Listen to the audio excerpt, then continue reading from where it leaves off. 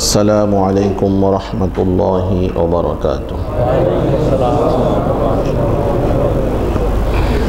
إن الحمد لله نحمده ونستعينه ونستغفره ونؤمن به ونتوكل عليه ونعوذ بالله من شرور أنفسنا ومن سيئات أعمالنا من يهد الله فلا مضل له ومن يضلله فلا هادي له ونشهد أن لا إله إلا الله وحده لا شريك له ونشهد أن سيدنا وحبيبنا ومولانا محمدا عبده ورسوله. أما بعد فقد قال الله سبحانه وتعالى: أعوذ بالله من الشيطان الرجيم. بسم الله الرحمن الرحيم. واعبدوا الله ولا تشركوا به شيئا وبالوالدين إحسانا. وقال تعالى: وقضى ربك ألا تعبدوا إلا إياه وبالوالدين إحسانا. إما يبلغن عندك الكبر أحدهما أو كلاهما فلا تقل لهما أف ولا تنهرهما وقل لهما قولا كريما واخفض لهما جناح الذل من الرحمة وقل رب ارحمهما كما ربياني صغيرا. إن الله وملائكته يصلون على النبي يا أيها الذين آمنوا صلوا عليه وسلموا تسليما. اللهم صل على محمد وعلى آل محمد كما صليت على إبراهيم وعلى آل إبراهيم إنك حميد مجيد. اللهم بارك على محمد وعلى آل محمد كما باركت على إبراهيم وعلى آل إبراهيم إنك حميد مجيد. سبحانك لا علم لنا إلا ما علمتنا إنك أنت العليم الحكيم. جزى الله عنا محمدا ما هو أهله. رب اشرح لي صدري ويسر لي أمري واحلل عقدة من لساني يفقه قولي. আলহামদুলিল্লাহ। উপস্থিত সম্মানিত মুসল্লিয়ানে কেরাম, রব্বুল আলামিনের নিকট আমরা শুকরিয়া আদায় করছি, তিনি যে আমাদেরকে তার ঘরে যথাসময়ে উপস্থিত হওয়ার তৌফিক দিয়েছেন। সেজন্য সবাই কালিমাতুশ শুকর আদায় করে বলি আলহামদুলিল্লাহ। সাথে সাথে সালাতু সালামের হাদিয়া প্রেরণ করছি সৈয়দুল মুরসালিন রাহমাতুল লিল আলামিন শফিউল মুজনিবিন মুহাম্মদুর রাসূলুল্লাহ সাল্লাল্লাহু আলাইহি ওয়াসাল্লামের উপর, এবং দোয়া করছি, হে প্রভু আপনি আপনার হাবিবকে জান্নাতের সর্বোচ্চ পজিশন দান করুন। সবাই বলি আমিন। আলহামদুলিল্লাহ, আমরা নবী করিম সাল্লাল্লাহু আলাইহি ওয়াসাল্লামের সিরাত নিয়ে আলোচনা করে রাসূলের পারিবারিক জীবন শুরু করে এক পর্যায়ে আমরা আমাদের পারিবারিক জীবনে পদার্পণ করে হাজব্যান্ড ওয়াইফ, স্বামী স্ত্রীর সম্পর্ক কেমন হবে, কার কি দায়িত্ব কি অধিকার, অতঃপর সন্তানের হক অধিকার নিয়ে গত জুমায় আলোচনা করেছিলাম। তো সেই সিরিয়াল এবং ধারাবাহিকতার দাবিও যা আজকে আমরা হক্কুল ওয়ালিদাইন বিররুল ওয়ালিদাইন, মা বাবা পিতামাতার অধিকার সম্পর্কে আলোচনা করব। তো নির্দিষ্ট সময়ের মধ্যে আমরা মা বাবার অধিকার, সন্তানের উপর মা বাবার জন্য কি দায়িত্ব আছে এই বিষয়ে আমরা আলোকপাত করব। ওয়ামা তৌফিকি ইল্লা বিল্লাহ আলাইহি তাওয়াক্কালতু ওয়া ইলাইহি উনীব। মুহতারাম সম্মানিত দ্বীনী ভাইয়েরা, প্রত্যেকটা বিষয়ের শুরুতে, আলোচনার শুরুতে, ইবাদতের শুরুতে আমরা আমাদের নিয়তগুলোকে খালেস করে নিই। আমাদের এই মসজিদে আসা, বসা, আলোচনা করা, শোনা এবং আগে আগে মসজিদে আসা সব কিছু কার উদ্দেশ্যে? আল্লাহ তাআলার উদ্দেশ্যে। যদি এরকম নিয়ত না থাকে তাহলে এত কষ্টগুলো সব বরবাদ হয়ে যাবে। কোরআনুল কারীম আল্লাহ তাআলা বলেন, বহু মানুষের আমল এমন আছে এগুলো বাতাসে ধুলোবালির ন্যায় উড়ে চলে যায়, এগুলো তারা ধরে রাখতে পারে না। কি কারণে? সহি নিয়তের অভাবে। কেউ যদি মনে করি আমি সব সময় আগে আগে মসজিদে যাই, আজকে আগে মসজিদে না গেলে আমার সাইডম্যান কি বলবেন, তাহলে আর মসজিদে আগে আসার সওয়াব পাওয়া যাবে না। আগে আসতে হবে, এই জন্য হাদিসে বলা হয়েছে যিনি আগে মসজিদে যাবেন তিনি আল্লাহ তাআলার কাছে বেশি সম্মানিত। সুবহানাল্লাহ। যিনি আগে মসজিদে আসবেন তার পুরস্কার আল্লাহর কাছে অনেক বেশি। আল্লাহকে খুশি করার জন্য আমাদের প্রতিটি আমল, প্রতিটি কাজ হবে। সম্মানিত ভাইয়েরা, বর্তমান সময়ের যে অবস্থা, একটু শীত শীত ভাব, এই যে শীত শীত ভাব এটাও কে দিয়েছেন?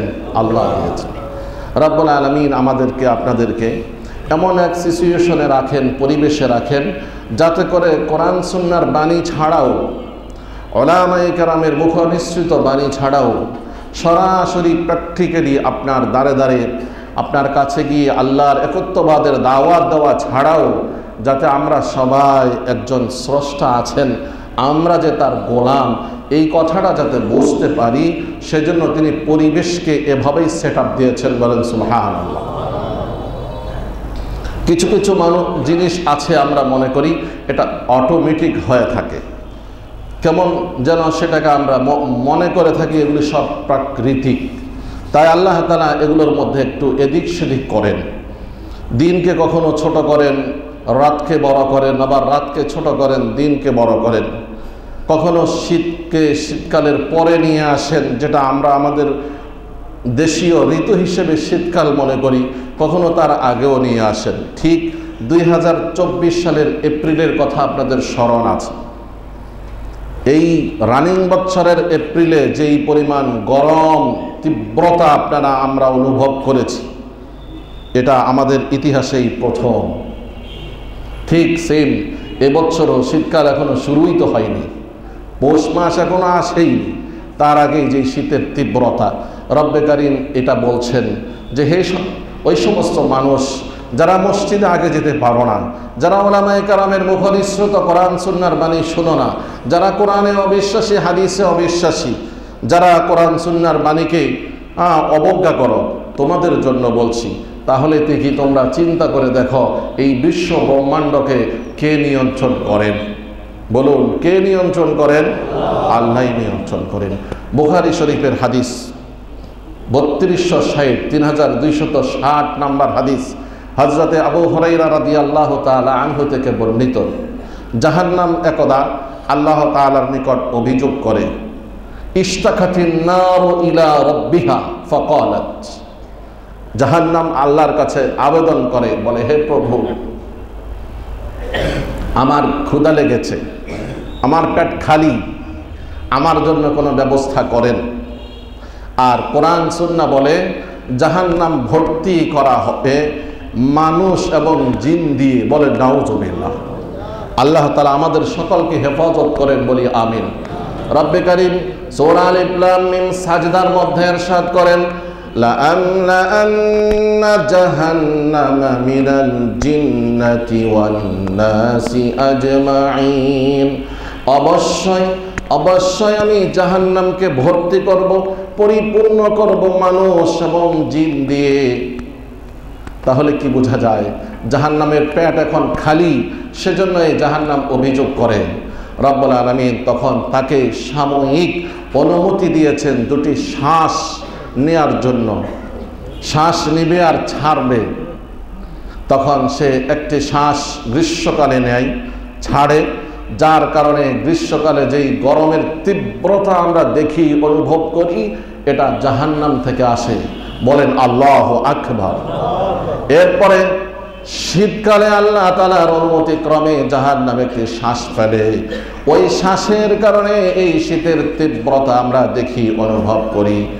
এই যে শীত, এটাও জাহান্নামের থেকে আসে।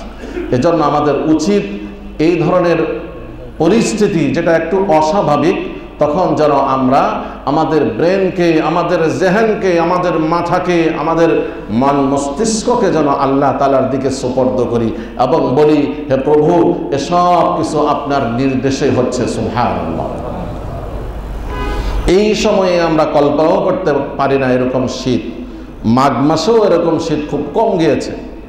আল্লাহ তাআলা আমাদেরকে চান চতুর্দিক থেকে, আমরা যারা গাফেল হয়ে আছি, আমরা যারা মৃত্যুকে ভুলে গেছি, আমরা যারা আমাদের স্থায়ী ঠিকানা পরকালকে আমরা অস্থায়ী ঠিকানা করে ফেলেছি, আমাদের গাফেলদেরকে জাগ্রত করার জন্য, সজাগ করার জন্য মাঝে মাঝে আল্লাহ তাআলা এই ধরনের পরিস্থিতি ক্রিয়েট করেন। তাই আমাদের সর্ব অবস্থায় আল্লাহমুখী হতে হবে, আল্লাহ তাআলার দিকে মনোনিবেশ করতে হবে। রব্বে কারীম সর্ব অবস্থায় আল্লাহ তাআলার গোলামি করার তৌফিক দান করেন, আমিন। রব্বে কারীমের ইবাদত বন্দেগী সর্ব অবস্থায় আমাদের করতে হবে। আল্লাহ তাআলা আল্লাহর ইবাদতকে মাঝে মাঝে আরেকটু সিস্টেমও করে দিয়েছেন। দেখা যাবে বাস্তবিকভাবে আল্লাহর ইবাদত না, এটা কোনো সৃষ্টির সেবা, কিংবা এটা কোনো সৃষ্টির অধিকার, কিংবা দেখা যাবে এটা কোনো মাখলুকের সেবা। কিন্তু পক্ষান্তরে সেই সৃষ্টির সেবা, সেই মাখলুকের সেবা, সেই মাখলুকের অধিকার আদায় করা কিংবা কারো সম্মান করা, এটাও আল্লাহ তাআলা ইবাদতে গণ্য করেছেন, বলে সুবহানাল্লাহ। পৃথিবীতে রব্বে কারীম তার ইবাদত বন্দেগীর পরে সবচেয়ে প্রায়োরিটি দিয়েছেন, গুরুত্ব দিয়েছেন পিতামাতাকে। আসুন আমরা আজকে সেই পিতামাতা সম্পর্কে আলোচনা করব এবং এই পিতামাতার কি অধিকার, কি দায়িত্ব আমাদের উপরে আল্লাহ তাআলা দিয়েছেন, সেই বিষয়ে আমরা সংক্ষিপ্ত পরিসরে আলোচনা করব। কোরআনুল কারীমের সূরা নিসার 36 নম্বর আয়াতে আল্লাহ তাআলা পরিষ্কারভাবে বলেছেন, ওয়া'বুদুল্লাহ, আর আল্লাহর ইবাদত করো, ওয়ালা তুশরিকু বিহি শাইআ, আর আল্লাহ তাআলার সাথে কাউকে শরীক করবে না, আল্লাহর ইবাদতে কোনো শিরক করবে না। এরপরে সেকেন্ড পর্যায়ে 2 নম্বরে আল্লাহ বলেন, ওয়াবিল ওয়ালিদাইনি ইহসানা, আর পিতামাতার সাথে সদাচরণ করবে। তাহলে বোঝা গেল পিতামাতার সাথে সদাচরণ করা এটাও ইবাদত, বলি সুবহানাল্লাহ। আর পিতামাতার সাথে সদাচরণ না করা এটা আল্লাহর নাফরমানি। রব্বে কারীম হাদিসে বলেন, রিদার রব ফি রিদাল ওয়ালিদ ওয়া সাখাতুর রব ফি সাখাতিল ওয়ালিদ, আল্লাহর সন্তুষ্টি মা বাবার সন্তুষ্টির মধ্যে, আল্লাহর অসন্তুষ্টি মা বাবার অসন্তুষ্টির মধ্যে রেখেছেন, বলে সুবহানাল্লাহ। কত মর্যাদা আল্লাহ তাআলা মা বাবাকে দিয়েছেন। সেই মা বাবা কে? সেই মা বাবা ভিন্ন জগতের আর কেউ না, সেই বাবা আপনারা, আমরা। আর সেই মা আমাদের স্ত্রীগণ, আমাদের মাগণ আমাদের মা, আমাদের স্ত্রীগণ আমাদের সন্তানের মা, আমরা আমাদের সন্তানের বাবা, আমাদের বাবাগণ আমাদের বাবা, আমরা তাদের সন্তান। এই মা বাবার সাথে সদাচরণ এটা ইসলামের অনেক গুরুত্বপূর্ণ একটি পয়েন্ট। রব্বে কারীম কোরআনুল কারীমের বহু আয়াতে পিতামাতার সাথে সদাচরণ করতে হবে, আবার কেন সে কথাটাও তুলে ধরেছেন। ওয়াসাইনাল ইনসানা বিওয়ালিদাইহি হামালাতুহু উম্মুহু ওয়াহনান আলা ওয়াহনিন ওয়া ফিসালুহু ফি আমাইন আনিশকুর লি ওয়া লিওয়ালিদাইকা ইলাইয়াল মাসির। সূরা লুকমানের মধ্যে আল্লাহ তাআলা বলেন, মা বাবার সাথে সদাচরণ করো, ভালো আচরণ করো, কেননা বিশেষ করে তোমার মা কত কষ্ট করে এক কষ্টের পরে আরেক কষ্ট সহ্য করে তোমাকে লালন পালন করেছেন, আর 2 বছর যাবৎ দুগ্ধ পান করানোর কষ্ট সহ্য করেছেন। সুতরাং আনিশকুর লি, প্রথমে আমার শুকরিয়া আদায় করো, ওয়ালি ওয়ালিদাইকা, তারপরে তোমার মা বাবার শুকরিয়া আদায় করো। এজন্য মা বাবার শুকরিয়া আদায় করা, সদাচরণ করা, এটা সরাসরি আল্লাহর ইবাদত করার মধ্যে গণ্য হয়। সুবহানাল্লাহ। এরপর আল্লাহ তাআলা বলেন, ইলাইয়াল মাসির, পরিশেষে সবাইকে আমার কাছে ফিরে আসতে হবে। তো এই মা বাবার ইবাদত অনেক গুরুত্বপূর্ণ ইবাদত।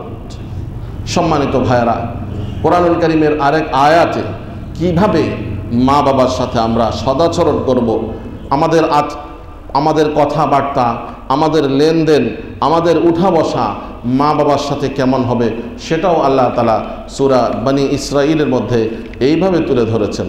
তিনি বলেন, ওয়াকাদা রাব্বুকা আল্লা তা'বুদু ইল্লা ইয়াহু ওয়া বিল ওয়ালিদাইনি ইহসানা। ওয়াকাদা রাব্বুক, এর অর্থ হলো আর তোমার প্রভুর এটাই সিদ্ধান্ত, তার এটাই ডিসিশন, এটাই সিদ্ধান্ত, আল্লা তা'বুদু ইল্লা ইয়া, আল্লাহ তাআলা ব্যতীত আর কারো ইবাদত করবে না। ওয়া বিল ওয়ালিদাইনি ইহসানা, আর মা বাবার সাথে সদাচরণ করবে। ইম্মা ইয়াবলুগান্না ইনদাকাল কিবারা আহাদুহুমা, সূরা বনী ইসরাঈলের 23 এবং 24 নম্বর আয়াত। ইম্মা ইয়াবলুগান্না ইনদাকাল কিবারা আহাদুহুমা, যদি তাদের দুইজনের একজন, আও কিলাহুমা, অথবা উভয়েই তাদের বার্ধক্যজনিত বয়সে তোমরা তাদেরকে পেয়ে যাও, ফালা তাকুল লাহুমা উফ, কখনো তাদের কোনো আচরণে উফ, বিরক্তিকর শব্দ উচ্চারণ করবে না। ওয়ালা তানহারহুমা, আর কখনো তাদেরকে ধমকের সুরেও কথা বলবে না। ওয়া কুল লাহুমা কওলান কারীমা, আর তাদের সাথে নম্র ভাষায় সুন্দরভাবে কথা বলবে। ওয়াখফিদ লাহুমা জানাহাদ যুল্লি মিনার রাহমা, বিনয়ের ডানা বিছিয়ে দিয়ে তাদের সামনে আসবে এবং তাদের জন্য এই বলে, এই বাক্যে, এই সেন্টেন্সে দোয়া করবে, ওয়াকুর রাব্বির হামহুমা কামা রব্বায়ানি সগীরা, হে প্রভু আপনি তাদের উপর ওইভাবে ওইরকমভাবে দয়া করুন যেমন তারা ছোট অবস্থায় আমাকে লালন পালন করেছিলেন। সুবহানাল্লাহ। রব্বুল আলামিন বলেন, কার অন্তরে কি আছে এটা তো আমি জানি, তারপরেও তোমাদেরকে জানিয়ে দিচ্ছি। রব্বুকুম আলামু বিমা ফি নুফুসিকুম, কার অন্তরে কি আছে, কে কি মনোভাব নিয়ে মা বাবার সেবা করে, সম্পদ পাওয়ার জন্য নাকি আল্লাহর সন্তুষ্টি পাওয়ার জন্য, সবই আল্লাহ তাআলা ভালো জানেন। ইন তাকুনু সালিহিনা ফাইন্নাহু কানা লিল আওয়াবিনা গফুরা, যারা সদিচ্ছায় মা বাবার সেবা করবে আল্লাহকে খুশি করার জন্য, রব্বে কারীম বলেন রব্বুল আলামিন তাদেরকে অবশ্যই ক্ষমা করে দিবেন। সুবহানাল্লাহ। মা বাবার ফজিলত, মা বাবার গুরুত্ব সম্পর্কে কোরআন ও হাদিসে অসংখ্য আয়াত এবং হাদিস আসছে। বুখারী শরীফের একটি হাদিসে একজন সাহাবী রাসূলকে জিজ্ঞাসা করেন, ইয়া রাসূলুল্লাহ আইয়ুল আমালি আহাব্বু ইলাল্লাহি তাআলা, আল্লাহর নিকট কোন আমলটি অধিক পছন্দনীয়? তখন আল্লাহ রাসূল সাল্লাল্লাহু আলাইহি ওয়াসাল্লাম জবাব দিয়ে বলেন, সময় মতো সালাত আদায় করা, সময় মতো নামাজ পড়া। এরপর পরেই বললেন যে বিররুল ওয়ালিদাইন, মা বাবার সেবা করা। বলি সুবহানাল্লাহ। আপনারা যারা হাদিস স্টাডি করেন আপনাদের জানা আছে এই ধরনের প্রশ্ন অনেক সাহাবী করেছেন এবং এই ধরনের প্রশ্নের উত্তরে আল্লাহ রাসূল বিভিন্নভাবে উত্তর দিয়েছেন। এই ক্ষেত্রে মুহাদ্দিসিনে কেরাম বলেন যে আসলে আল্লাহ রাসূল তিনি তো একজন রুহানি আত্মিক চিকিৎসক, ফলে যার মধ্যে যেটা ত্রুটি ছিল তাকে সেইভাবে ট্রিটমেন্ট করেছেন। একজন ভীতু ছিল, জিহাদে যেতে ভয় পেত, তখন তার জন্য আইয়ুল আমালি আহাব ইলাল্লাহ, আল্লাহর নিকট কোন আমলটি সবচাইতে বেশি পছন্দের, এই প্রশ্নের জবাবে রাসূল বলছেন আল জিহাদু ফি সাবিলিল্লাহ, কারণ তিনি জিহাদ ফি সাবিলিল্লাহকে ভয় পেতেন। আর যিনি মা বাবার খেদমত ঠিকমতো করতেন না, যার ব্যাপারে আল্লাহ রাসূলের কাছে অভিযোগ ছিল, তার ব্যাপারে বলেছেন বিররুল ওয়ালিদাইন। এইভাবে হযরত উলামায়ে কেরাম তার বিভিন্ন হাদিসের মধ্যে সামঞ্জস্যতা ঠিক রেখেছেন, বজায় রেখেছেন। মুহতারাম দিনী ভাইরা, তো মা বাবার অনেকগুলো হক আছে। আমরা সংক্ষিপ্তভাবে কয়েকটি হক আপনাদের সামনে তুলে ধরার চেষ্টা করব। প্রথমত বিল ওয়ালিদাইনি ইহসানা, কয়েকটি আয়াত আল্লাহ তাআলা বলছেন মা বাবার সাথে সদাচরণ করতে হবে, মা বাবার সাথে সদ্ব্যবহার করতে হবে। এই সদ্ব্যবহার কিভাবে করব? সদ্ব্যবহার করার আগে মা বাবার আজমত, মোহাব্বত, এটা আমাদের অন্তরে থাকতে হবে। কারণ আমরা আমাদের সমাজে যার প্রতি আমাদের সম্মান আছে, আজমত আছে, মোহাব্বত আছে, ভালোবাসা আছে, আমরা তার সাথে সেরকম আচরণ করি। যারা আমাদের বস, যারা আমাদের মুরব্বী, যারা আমাদের শিক্ষক, যারা আমাদের গুরুজন, যারা আমাদের দায়িত্বশীল, দেখা যায় আমরা তাদের সাথে সদাচরণ করি। কোনো ক্রমেই এমন কোনো আচরণ করি না যে আচরণে তিনি মনক্ষুণ্ণ হন, মনে কষ্ট পান। একজন অধীনস্থ সে তার সিনিয়র যিনি, যার আন্ডারে তিনি থাকেন, তার সাথে সবসময় সম্মানসূচক আচরণ করেন। সেই হিসাবে মা বাবার মর্যাদা এটা আমাদের অন্তরে থাকতে হবে, তখন মা বাবার সাথে সদাচরণ অটোমেটিক হবে। আর যদি আমরা মনে করি মা বাবা তো মা বাবাই, ওনাদের সাথে আবার সদাচরণের কি দরকার, আরেকজনের সাথে সদাচরণ করি তাকে বোঝানো যায় না, তো মাকে তো বোঝানো যায়, বাবাকে তো বোঝানো যায়, বোঝানোর প্রয়োজন হয় না, বোঝানো ছাড়াই তারা বুঝে নেন।